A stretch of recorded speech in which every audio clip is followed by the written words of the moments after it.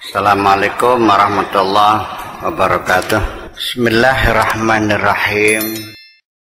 Fakana ba'du asyakhina yaqul arina man yufarriqu lana. Sebagian guru kita mengatakan, tunjukkanlah kepada kita orang yang membedakan kepada kita. Nahnu dhaminuna lahul khuruj ilal barri.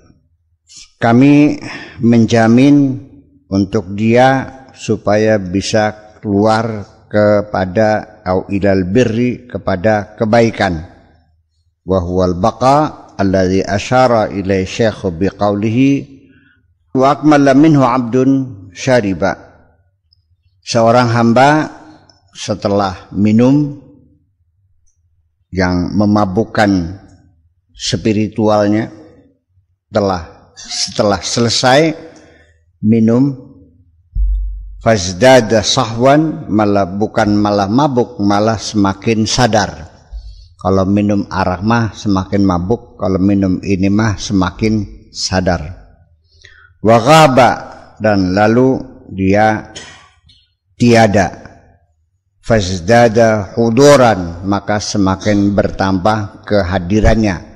Artinya semakin besar kesadaran dirinya akan kehadiran Tuhan di dalam rasanya itu.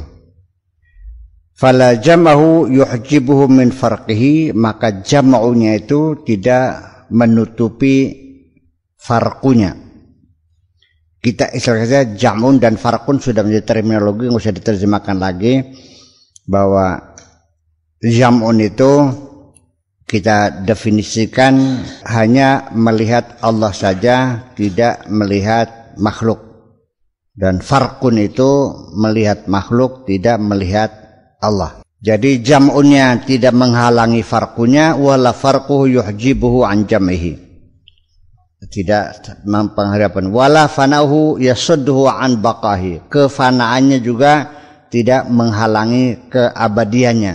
Wala baqauhu yasuddu an fanaihi, dan keabadiannya juga tidak menghalangi kefanaannya. Yu'ti kullu dhi qistin qistahu, masing-masing mendapat bagian. Fala yufa kullu dhi haqqin haqqahu, masing-masing pasti akan mendapatkan haknya sepenuhnya. Jadi kalau kita masih kepada tingkatan syariat, ya dapat bagiannya, nggak usah khawatir lah. Begini maksud saya tidak merasa kagum ketika melihat orang berbicaranya hebat. Bagi saya akan kagum ketika melihat orang yang perbuatannya yang hebat. Kalau dia mengatakan itu haram, buktikan Anda tidak melakukannya, itu yang hebat. Bukan Anda bisa mengatakan itu haram. Saya tidak kagum orang mengatakan ini haram, ini halal, ini segala macam. Iya, itu sekedar kata-kata. Buktikan kalau Anda mengatakan itu wajib, coba Anda melakukan atau tidak. Sekalipun mengatakan wajib, kalau dia tidak melakukannya, ya bohong namanya, nggak hebat nggak apa. Saya akan mengatakan bahwa saya awalnya percaya ketika ada orang bercita-cita ingin masuk surga. Hal yang wajar dan masuk akal, ada orang kepengen masuk surga. Tetapi ketika ada orang menderita dan dia tidak mau menolongnya, saya semakin tidak percaya akhirnya. Apa iya?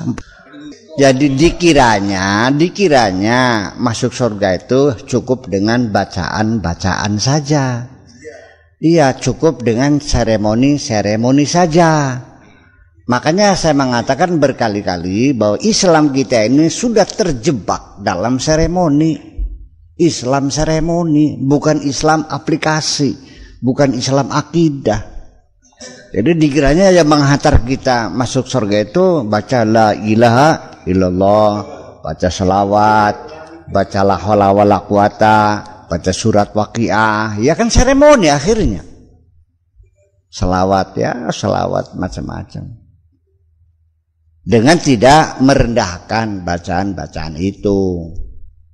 Karena itu juga ada manfaatnya, minimal dia memberikan ketenangan dalam diri kita. Tapi untuk mengatakan surga mah saya nggak yakin. Sekalipun kita wajal akhiru kalamina la ilaha illallah. Minta supaya ucapan terakhir la ilaha illallah, karena diyakini masuk surga. Jadi Islam seremoni itu adalah Islam bacaan-bacaan, ya, ritual-ritual. Dikiranya sholat itu tujuan, dikiranya zakat itu tujuan. Tidak, itu hanya exercise saja kok. Exercise, latihan. Iya, sholat berjamaah supaya kita bersaudara, supaya bersahabat, muncullah persatuan. Zakat supaya membangun keadilan sosial, supaya orang yang miskin jangan tersisihkan, supaya orang yang kelaparan bisa makan, anak yatim diurusin. Nah, itu. Ya akhirnya karena zakat sebagai seremoni, ya ketika sudah dia mengeluarkan zakat sesuai dengan aturan fikihnya 2,5%, asal dia sudah keluar zakat, sudah merasa terbebaskan dari beban-beban sosial. Orang mati-matilah, kelenger-kelengerlah, anak yatim terlantar silakan saja, toh sudah keluar zakat. Ya kan seperti itu. Kenapa demikian? Ya karena Islam maqasidus syar'inya itu adalah membangun kesejahteraan bersama, keadilan sosial, menegakkan supremasi hukum dalam kerangka persatuan dan kesatuan. Nah, untuk membangun persatuan kesatuan itu harus ada kesetaraan di antara kita. Bahwa kita ini tidak ada majikan, tidak ada bujang, semuanya bujangnya Allah semuanya. Makanya la ilaha illallah. Masa manusia mengabdi kepada manusia?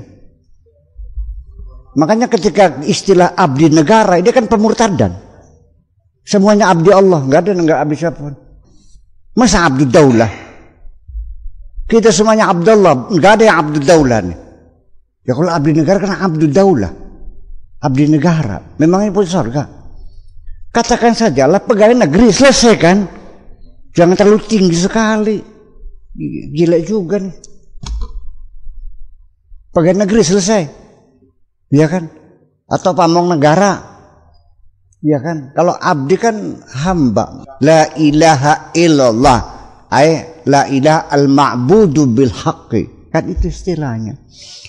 Jadi saya kira konsep-konsep besar yang semacam ini kan sudah hampir tidak dipahami. Ya. Kenapa kita harus la ilaha illallah, meniadakan Tuhan kecuali hanya Allah, dan kita semuanya hamba Allah? Karena kalau kita tidak dalam kesetaraan, tidak mungkin dipersatukan.